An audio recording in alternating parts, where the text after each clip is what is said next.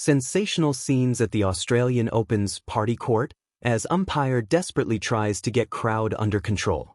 Cries of "Alex, Alex, Alex" reverberated around Melbourne Park on Monday afternoon. While the Australian Open's party court is often the loudest corner of the tennis precinct, today, the decibels went through the roof as 20-year-old Filipino star Alexandra Ila took on American Alicia Parks. Thousands of fans had turned up at Melbourne Park hoping to catch a glimpse of the world number 49, who has risen to become one of the most exciting young prospects on the WTA Tour. But much to their disappointment, there was heartache for the 20-year-old, who suffered a 0-6, 6-3, 6-2 defeat by Parks. It has been a sensational 12 months for Ila, who notably became the first female star from the Philippines to rise to number 50 in the world. This week at the Australian Open, she is also the only Filipino in the draw for the women's singles. Her rise up the rankings came after her sensational run at the Miami Open in 2025, where she swept aside Yelena Ostapenko, reigning Australian Open champion Madison Keys and Iga Swiatek to reach the semi-finals of the tournament. Later in the year, Ila advanced to reach the final of the Eastbourne Open and would also notably stun 14th seed Clara Tauson during the first round of the women's singles at the US Open. Take our ultimate Australian Open quiz. Test your knowledge of the season's first Grand Slam with these 10 questions. Many tennis fanatics have been fervently following the 20-year-old's progress. And on Monday, thousands of supporters queued up outside Court 6, hoping to get a seat to watch Ila play. Many were unfortunately turned away from the arena due to the limited seats on offer. But it is clear that the supporters would have filled out one of Melbourne Park's show courts.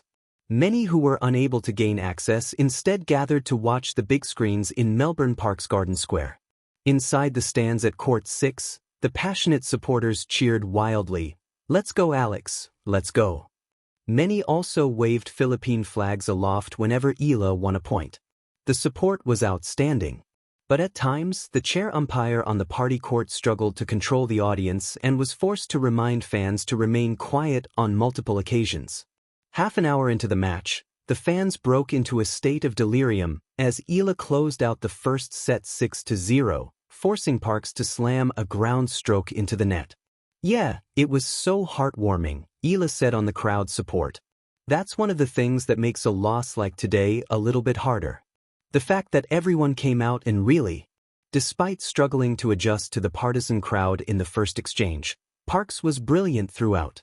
She showcased an incredible mental fortitude to shut out the noise from the partisan audience and claw her way back into the match. In the second set, the world number 99 got off to a flying start, taking a 3-0 lead before Ila broke back to level at 3-3. Parks found another gear, winning the final 3 games to take the second set 6-3. After the match, the world Parks said that the noise from the crowd had put a fire in her. "It was very difficult," Parks said. "I was expecting it. She definitely has a good crowd. I just kept telling myself to stay in the zone. I was just so focused on the crowd in the first set, which is why it went the way it went," she added. "I don't know what my record is with crowds against me. It definitely puts a fire in me." Parks put her foot on the gas at the start of the third set, breaking her opponent to win the opening game with a booming forehand winner. Ila would save a break point at 4-2, but was unable to fend off against the advances of Parks, ultimately making an unforced error to concede the break. Parks made no mistakes in the final game to wrap up the match 6-2. The American will now advance to face off against 19th seed Karolina Muchova in the second round. Despite the loss, Ila reflected on being the only player from the Philippines in the women's singles draw. "I'm still young, 20, so learning how to deal with all of this attention," she said.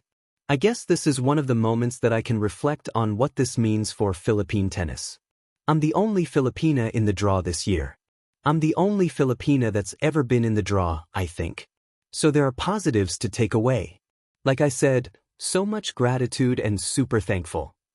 Sensational scenes at the Australian Open's party court.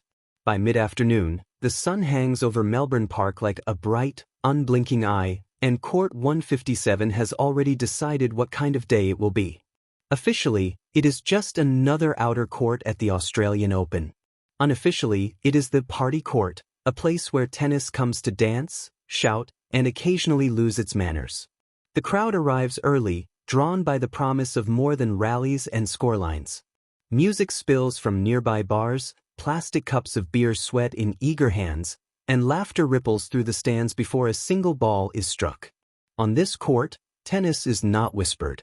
It is sung, cheered, heckled, and sometimes argued over like a favorite song played too loud. At the center of it all stands the umpire, high in the chair, perched like a lighthouse keeper in the middle of a storm. From above, they can see everything. The painted lines. The players pacing at the baseline.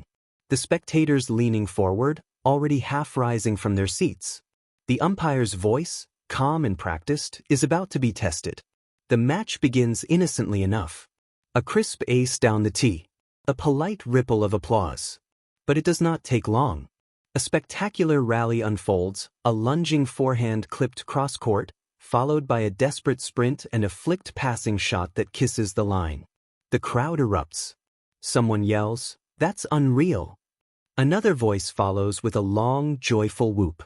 A chant begins, not quite coordinated, but loud enough to drown out the sound of the ball being returned to the server.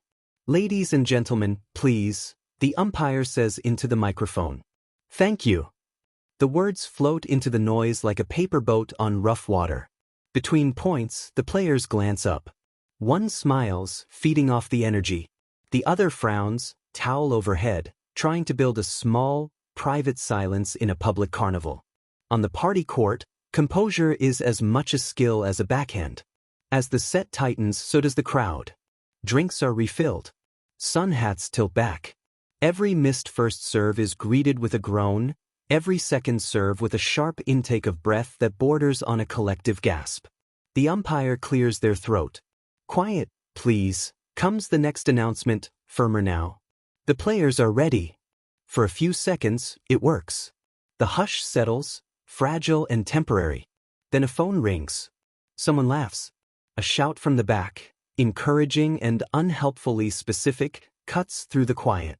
The serve is struck anyway, the ball landing just wide. Fault. The crowd boos the line call, not because it is wrong, but because it is inconvenient. The umpire sits straighter. This is the moment every official dreads on the party court. The moment when enthusiasm begins to tilt into chaos. The next rally ends with a controversial call at the net. One player gestures, palms up, disbelief written across their face. The other raises an arm to the crowd, inviting the noise. The stands explode. Half cheer. Half jeer. The sound is physical, pressing in on the court like heat.